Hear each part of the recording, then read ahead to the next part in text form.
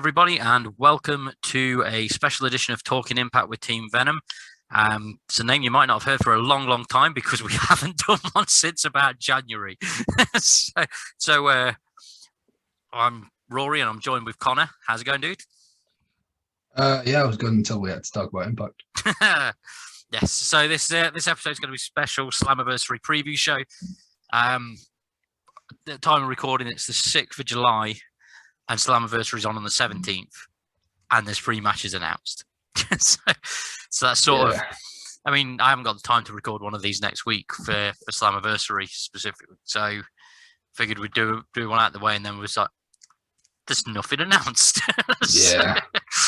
But the internet has rumours, whether they're true or completely way off is a mystery, but that's the best we can go on other than the 3 announced matches. Yeah. So, first thing we'll go for the main event. Kenny Omega defending the Impact Championship against Sami Callihan. And I'll just get this out of the way. I'm completely over Kenny Omega in Impact. I don't actually care about the main event. Connor? I have been over Kenny Omega since Japan. Yeah. He's a great wrestler, don't get me wrong, but all his matches feel copy and paste. Uh-huh. He's the solo wrestler equivalent to the Young Bucks. Yeah. Where everything is just a copy and paste. He's devalued the Impact World title. He's devalued Impact as a company. Yeah. Just based on his whole run. That's one of the things that stopped me watching. Yeah, I agree. It's just that thing, isn't it, where you'd like to think that putting it in someone who's got the name value like that would elevate the brand, and that the AEW association would. But it doesn't help that it's all one-sided. So Omega's on Impact, and he's got Impact titles. He's got the TNA title as well. Don Callis is leaving Impact to go to AEW to be his manager and everything because he's just left that role. And everything. You know who should have won the Impact World title? Because he'd have gone out of his way to make sure it felt like it mattered. Yeah. Jericho. Yeah. To be fair, yeah. Jericho going for it would have been amazing. But there's a reason they put the AEW title on him first. Yeah. Because of who he is and when he's a champion, he makes it seem like the most important thing in the world. Yeah. Impact hasn't even treated their own world championship like it's important. No. So AEW, please either buy Impact or just leave forever, because I can't watch Impact right now. I think what did it for me was when they were setting everything up, that 6-man tag at the beginning of the year, and then they went, right, we're following this up with more AEW guys, and we still had we had both Tony Khan and Tony Schiavone on those paid ads where they were ripping Impact to shreds every week. Why isn't there anyone from Impact turning up on AEW to give them the piece of their mind and, be all fucking supportive of the brand? And do you know what I mean? It's shit like that. The only Impact guys on AEW that we've seen is Gallows and Anderson and Don Callis. And that's because of the Kenny Omega Association. But yeah, one of the things that I didn't like was that. And then when they went, right, okay, now the tag titles are going to be defended against Private Party because Impact's tag division hasn't really got that much going on. So AEW have sent some of the guys on the lower end of the tag team division to go straight at the tag titles in Impact. Yeah, and it's not even just like there's been some well-established names saying the same thing. Bully Ray and Busted Open has been very, very critical of the whole thing. Obviously, at one point when he was in Impact was its relativity in the wrestling world was definitely starting to dwindle, and then Bully Ray got that world title and made the world title seem like the most important thing in his life, thus making it seem important to the brand. He knows what he's talking about. Maybe listen. And I just I know I probably sound like a WWE mark right now, but I don't enjoy AEW. No. It feels very much like an inmates running the asylum kind of deal. Now, don't get me wrong. I'm not exactly going to sit here and fanboy over WWE. Well, no, this is why we hardly ever do wrestling podcasts these days. Exactly, yeah. We're struggling with them all. SmackDown SmackDown is okay. Yeah, I love. To be fair, I love SmackDown. Yeah, I love NXT, but NXT already has a niche audience in itself, and there's plenty of like podcasts and shit that just focus on NXT, so it feels pointless trying to tap into that market. Yeah. But like, yeah, just wrestling as a whole right now is rough. SmackDown is decent. I'm enjoying that, minus a few questionable decisions, but that's WWE for you. AEW just feels the same. Yeah. Every week, and Impact is just meh. Well, the AEW problem for me has always been the thing of Cody Rhodes and Young Bucks being given the vice president status and everything, and then Omega as well. And they were like, "Don't worry, we're not going to be putting all the titles on ourselves." And like, it's been going for just over a year or something, or has it been 2 years now? I don't know. But we basically, the first two champions were Jericho and Moxley, which fair play, both credible names in wrestling. Moxley, especially when he came in, was a massive surprise because his last appearance had been only a few weeks before in the WWE. So that was like a genuine shocker because everyone thought he was going to be back in WWE before too long because he just said, "I am having a bit of burnout, I'm having a break," and then turned up on All Out, which was awesome. Jericho being Jericho, like you've already said, anytime he's got a title, he makes it seem more important than anything else. So those two make sense. And then they went, now Kenny Omega's got it. You know, you can sort of make the argument for it because, you know, he's that sort of level of star that they needed to bring up because they can't just have two world title holders. But Omega was also tag champion. Young Bucks are the tag team champions. Cody held the TNT title more than anyone. It was created for him. Basically. And it was created for him, yeah. And it's like... And it's very Hogan obvious. Boys. Yeah. Yeah, that's how it feels. And I think, I don't know, I think what I hate most is AEW higher ups, whether you want to call that Cody Rhodes and the Young Bucks or higher, very much have said they don't want to be like WWE. Yeah, and then that's all they've done. Which is fine because, you know, alternatives are great. But then, you know, they say they don't want to be WWE. They want to be an alternative for fans. And then all they do is take shots. Like Eddie Kingston taking shots at WWE for no reason when Dynamite went off the air. Yeah. Right. Which then led Bully Ray again to just basically say, stay in your lane. But then you have the Young Bucks being salty as fuck and doing their whole Twitter bio shit.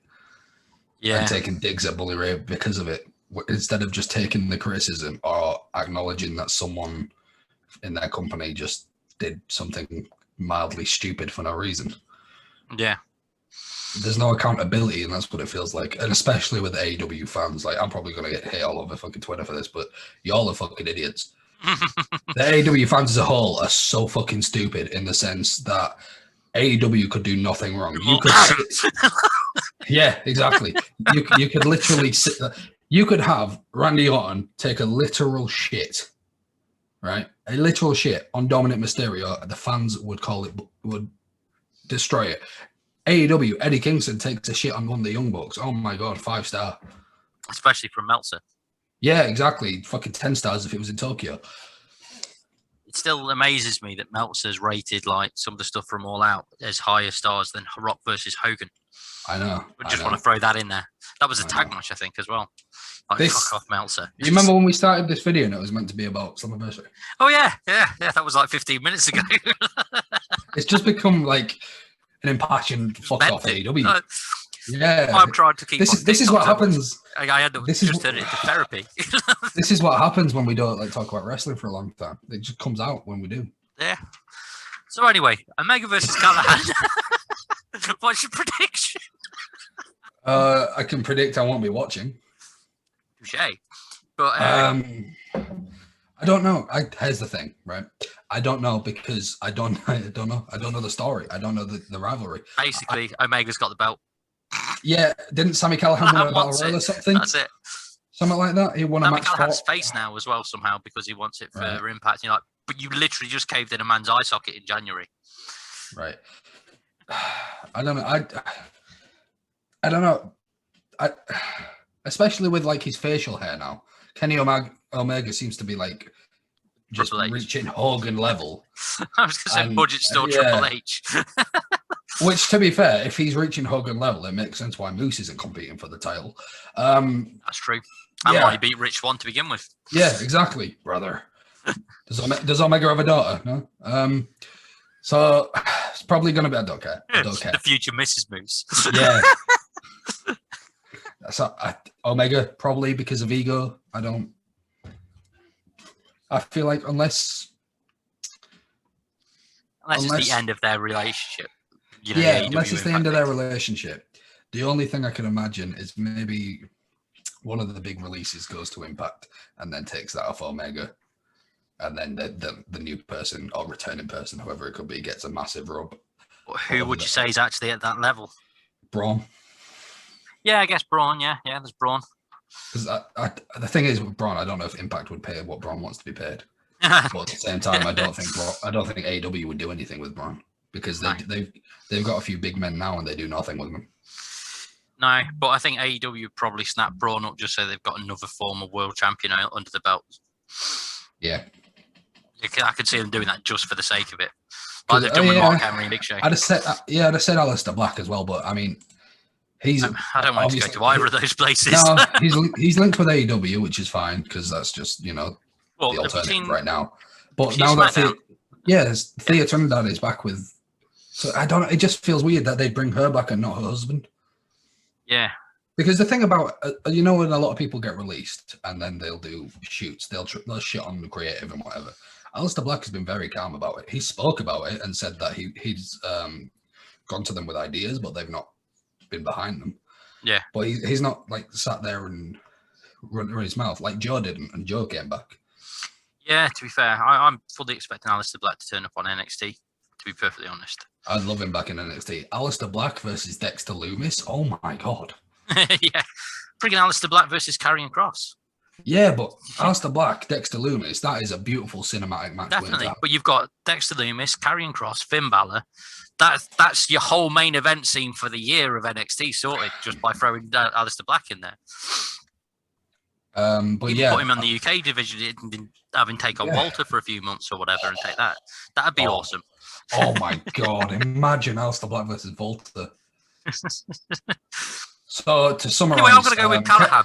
To summarize, I'm going to go with Omega. Let's just make a mark. That one was a C. That was...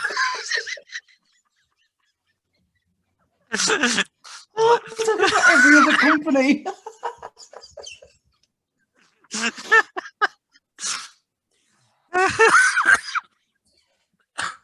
Did you see what happened on Al Snow's wrestling night? I did. It was mainly just like a Cole going,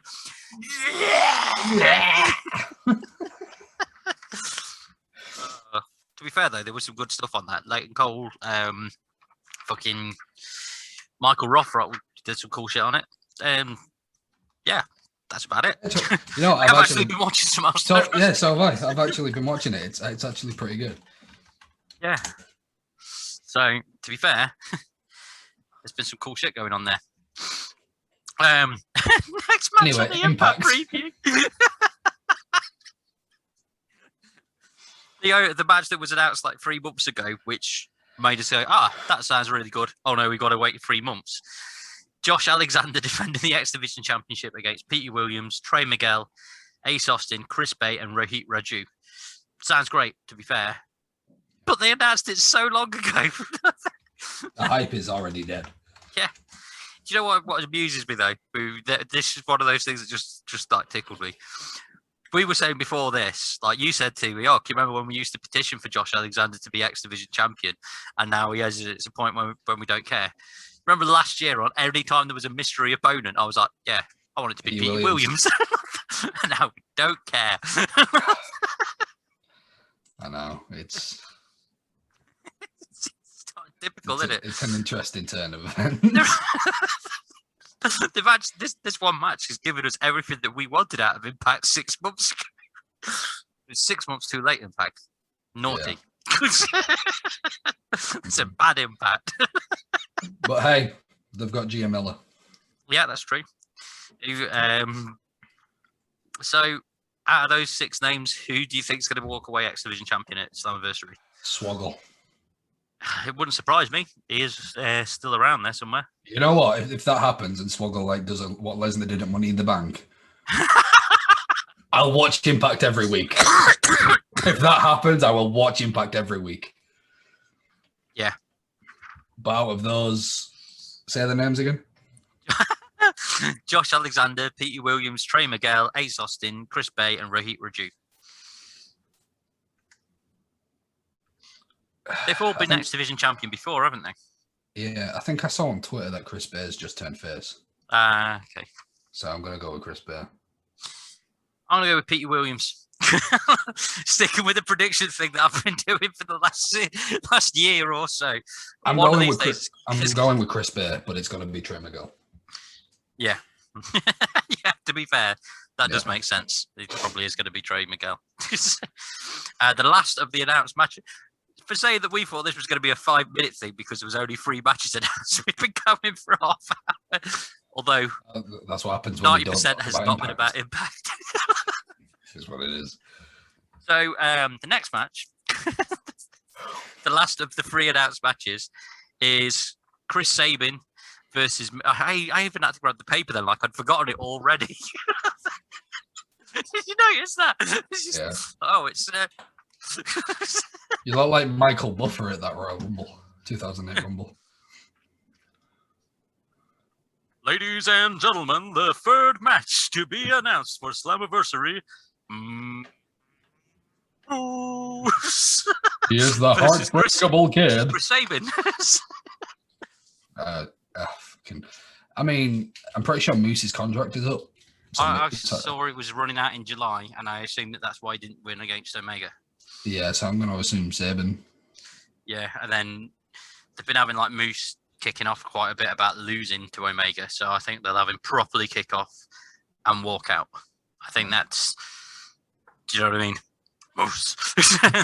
And then we'll see him in NXT. I hope we see him in NXT because Elk. I don't. Yeah, elk. He just comes out, he's just elk. Fucking Rudolph.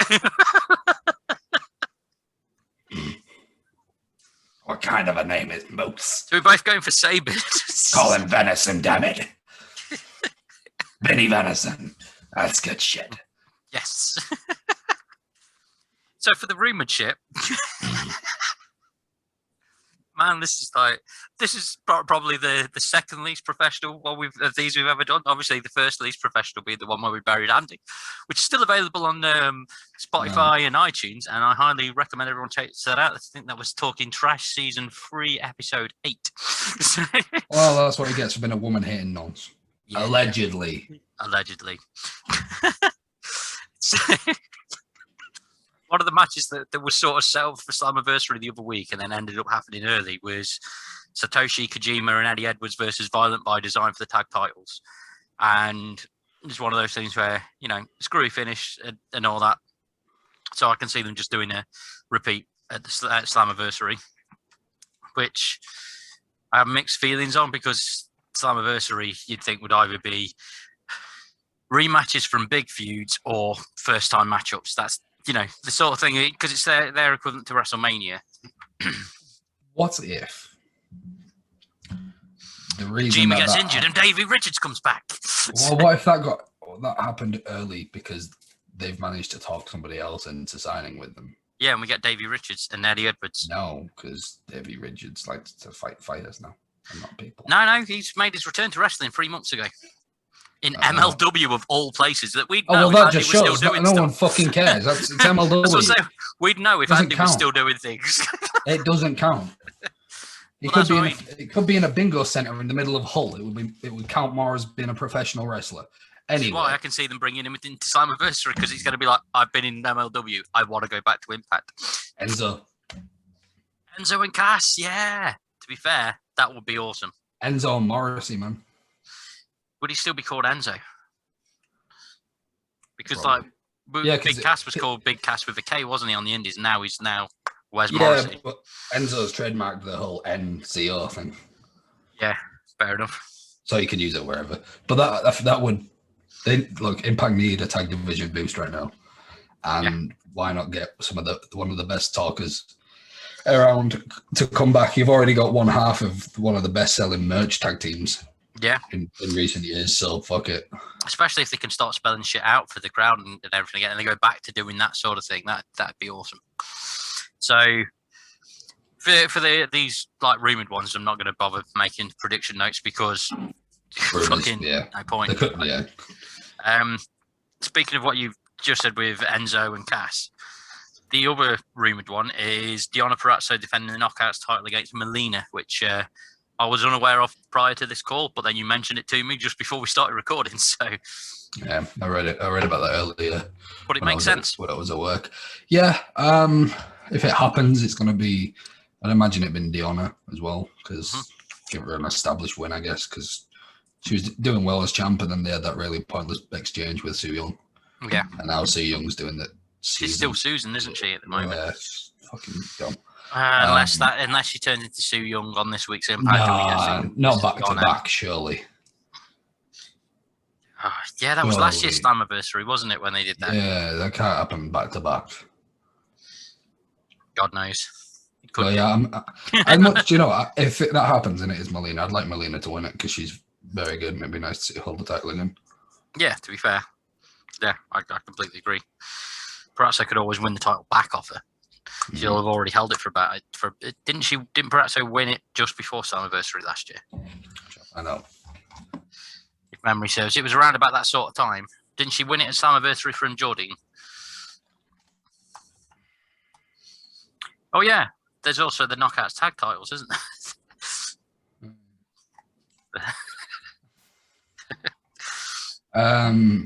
So Deonna Purrazzo she held it from July 18th, 2020 at Slammiversary. Yeah.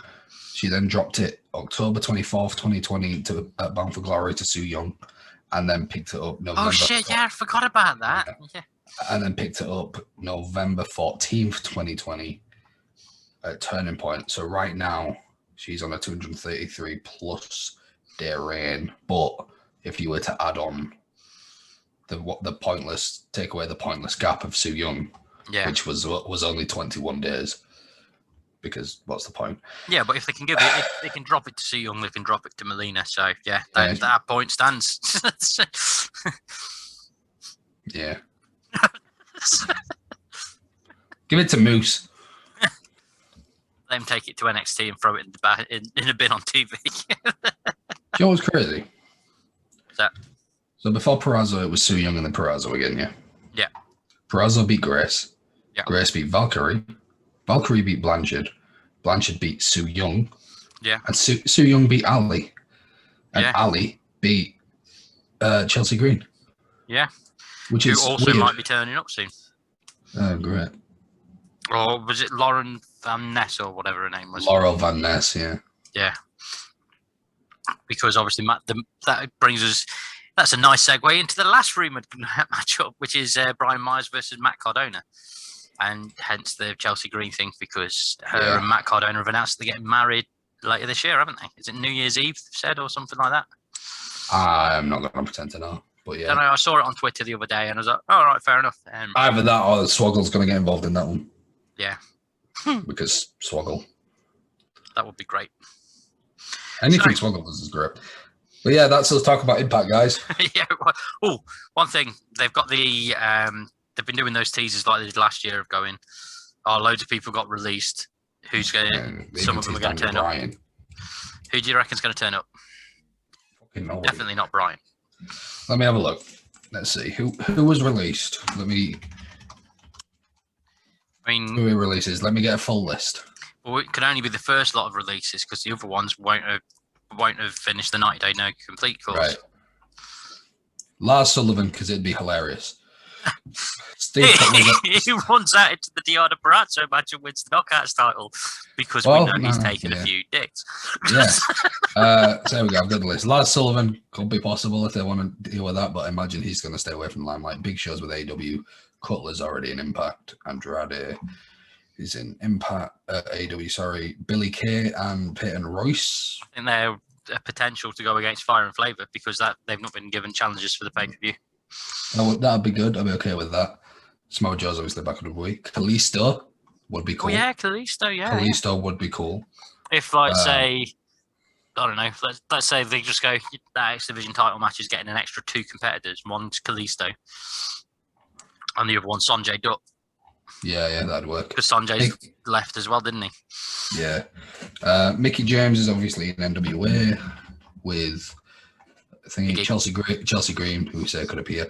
Tucker, not that I'm sure you'd want to sign him, but he's there. Bo Dallas. Oh yeah, Bo Dallas. Didn't Curtis Axel get fired the previous year as well? So you got both Axel and Dallas out on there. I mean, in fairness, like Mojo Rawley, also Wesley Blake would be a good addition to the X Division. Especially when they got Steve Cutler. They could do that again. All right, we're on the more recent ones. I wonder where Alexander.